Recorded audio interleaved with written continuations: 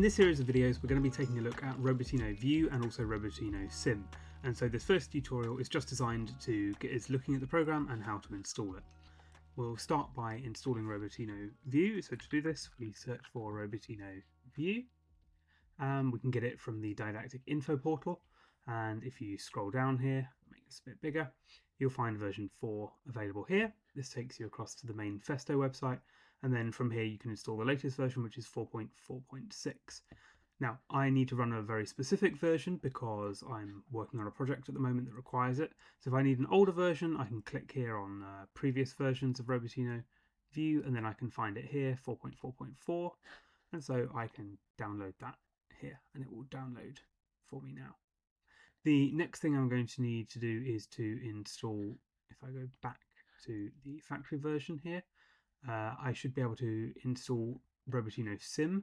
And so again, for that, I'm just going to search for Robotino Sim.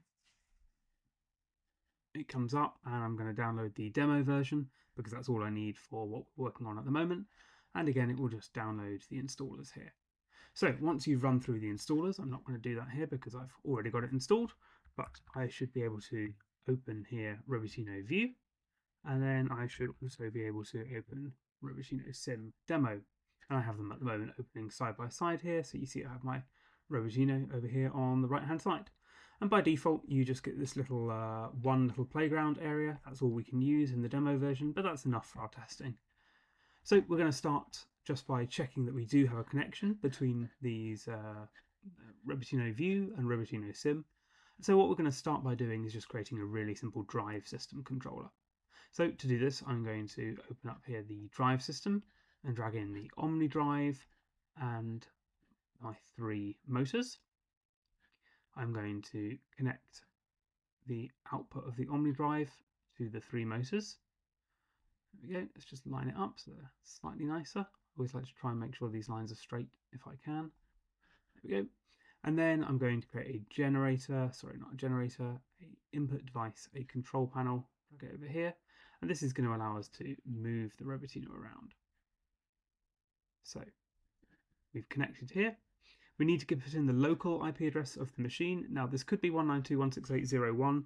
I'm actually going to choose 127.0.0.1, which means localhost on this machine, because I might have a strange IP set up on this machine that I'm currently using because it's a virtual machine.